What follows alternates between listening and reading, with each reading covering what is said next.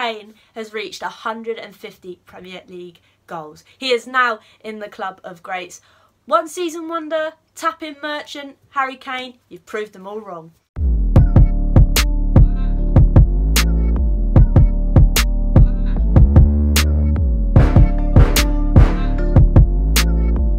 Hello and welcome to another episode of Hollie's Hotspurs, and today I'll be talking about that 1-0 win against West Brom, not Wigan, in which I got confused about in the last episode. If you're new to the channel, please remember to like on this video, comment what you thought of the game below, and hit that subscribe button. The lineup comes out, and I think there's going to be a bit of a change in the lineup from the game on Thursday, but actually I was a bit surprised at the lineup.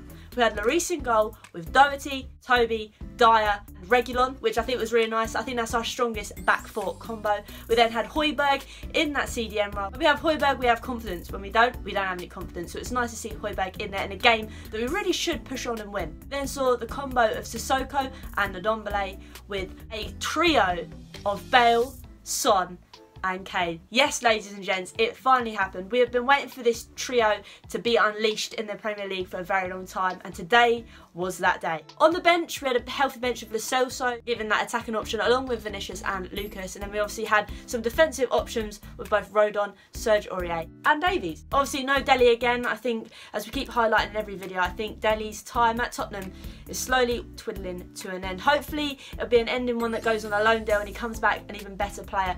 But till then, I don't know, we'll have to hold on and find out. So the game kicks off, and to be honest, the first half was a bit of a letdown. We had a lot of dominating possession, but in the final third we didn't really do anything with it, and I thought West Brom at times looked the better team. I think the scariest moment was the 17th minute when West Brom played some lovely play down our right hand side, managed to whip a cross in, but unfortunately for us the West Brom striker jumps too late and the ball whizzes over his head and it goes out as a corner. And to be fair for us, I thought we actually dealt with aerial threats today quite well. Even set pieces, when I have a bit of a meltdown and stress out, we actually defended quite well, and I thought Dyer today proved me wrong and actually put in a really good shift. And like I said, I think it's him and Toby. Toby's kind of like the person he looks up to, and for Toby, Dyer's his apprentice, and I think it's quite nice that this combo is finally relaxing and chilling out, and the fact that I think for Jose, Toby and Dyer is his two favourite centre-backs. Then see some glimpses of great link-up play when the ball is played upfield to Ndombele, who touches it down, he'll flicks it back to Kane. Kane has a shot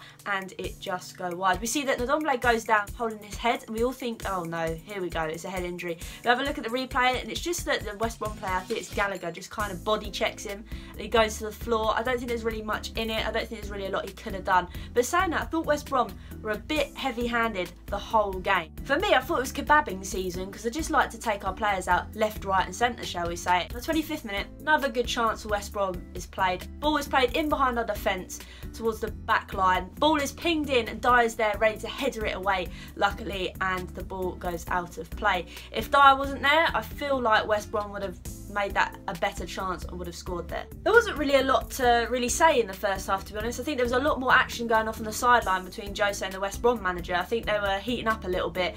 First half for me wasn't the best. I thought West Brom definitely looked better attacking wise. I felt we had loads of glimpses, I think, but it just kind of fell apart in the final third. That whole first half we didn't actually have a shot on target, so that just kind of reiterates how bad our striking chances had been. Also give some credit to West Brom though. I think they had done their homework and managed to keep their shape pretty much the whole of the game, but first half we just really couldn't break them down or find that killer pass through to make a goal. I thought first half's performance from Doherty was really poor. He wasn't really managing to put any crosses into the box. But then I kind of eat my own words in the second half. Surprisingly, don't make any changes. I think Jose just wants to ride it out and see if we can actually get a goal with the players that are on the pitch. Obviously, we still have Son and Kane on the pitch, so he wants to keep their faith in it, and hopefully a goal would come. On the 49th minute, we have another chance where the ball is pumped upfield to Kane, who takes his a touch, drives in, whips the ball in, and there's a waiting Bale back post who slides in but just misses it a fraction, and it goes out for a goal kick. This Bale and Kane combo is looking a bit toasty, but it's obviously not there yet, as this is the first game in the Premier League that they've actually managed to play all together and start on the pitch at the same time. On the 53rd minute, we finally have our first shot on target, and that is when Reguilon finds himself in front of goal. He has a shot from outside the box, the keeper manages to palm it, it pings back out to him, he has another shot, but it goes over the the top of the bar. To be honest, in the 58th minute, that's our first shot on target. It really highlights how poor this game was going for us today. The 59th minute, we see amazing run for Tanguy Ndombele, and I think Ndombele today has probably been one of our best players, actually showing some energy, some liveliness off the ball and on the ball. He manages to bring the ball down with his chest, then brings it down, manages to find Kane that's just behind him. Kane has a shot, tries to use the defender as the block for the keeper, but unfortunately the defender reads it well and puts a good block in. But as this happens in this build-up play, Tanguy Ndombele is stamped on the toe. Hopefully it's just a bit of bruising and he'll be ready and fit for the next game. I mean, we've got international break coming up, so hopefully give him a bit of rest to overcome that, but it did look really nasty. In the 63rd minute, we obviously see Tanguy Ndombele coming off for Gia, and like I said, I think he's had a brilliant game. Hopefully it's just a precaution with his toe after getting stamped on. The 66th minute though, I think our best chance probably goes begging.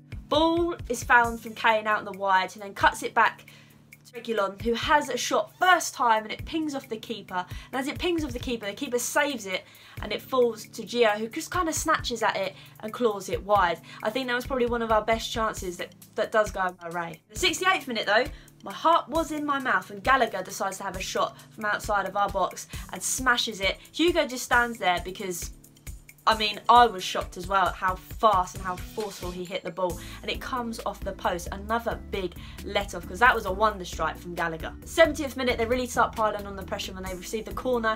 Ball comes in and it's flicked on, and Hugo Lloris uses his hand to manage to get rid of it, and then the West Brom player has another shot, but it goes wide. Again, it's squeaky bum time. The 77th minute, we see that Bale comes off for Lucas. Again, glimpses of Bale. I think getting his first start in the Premier League will give him confidence, and hopefully we've seen glimpses of this trio are going to work wonders in the future. So hopefully he gets more minutes on his belt and he'll play well, and he is protected in the international break again because we don't want him to pick up any injuries. So see Sissoko come off for Vinicius, and I kind of like this sub because it kind of shows intent. Joseph's like, we need to get a goal here, and it's obviously not going to work while we've got Sissoko on. So bringing Vinicius on, I think, was a very good call. And it would have been an even better call if he managed to put his chance away when Reguilon gets the ball, and this time rather than whipping across it, he cuts it back to the edge of the box where a rating Vinicius is. He swivels on it, he shoots, and it's going in the bottom left corner, but the keeper manages to get a hand to it and puts it out for a corner. It's a debut for Vinicius, that really would have been. But on the 87th minute,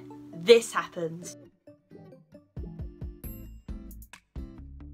Now, I kind of need to eat my words because I said Doherty was having a pretty poor game, but my word, what a cross that is in to Harry Kane, who's waiting, standing in front of the keeper, but the other player's keeping him on side, manages to flick it over the top of the keeper, bang, it's in. We finally get the goal that we have been missing to get us those 3 points. And saying that, Harry Kane has beaten a record in the week to get 200 goals for the club, and now he's got 150 goals in the Premier League. He is in the elite squad of those players that have managed to get top ranking goals in the Premier League. So Harry Kane, congrats to you. And yes, it was 5 minutes added on, but luckily we held on and we did it. Never in doubt. And now for me, it's a personal favourite because now we go top. Obviously the Liverpool game that's probably just finishing as this video comes out will depend on whether we stay top. But we are top, ladies and gents, at the moment, and it's a good feeling, especially to overtake Southampton as a personal gripe of mine. But thanks again to everyone for watching. We finally got those 3 points. We did have to wait a bloody long time to see a goal go in, but we've done it. But yes, we finally did it. 3 points in the bag just before international break. Hopefully when we come back from international break we can keep riding this wave and keep grinding out those points. When you're a team that haven't played their best today and still managed to come out on top, you love to see it. And remember, till next time, come on you Spurs.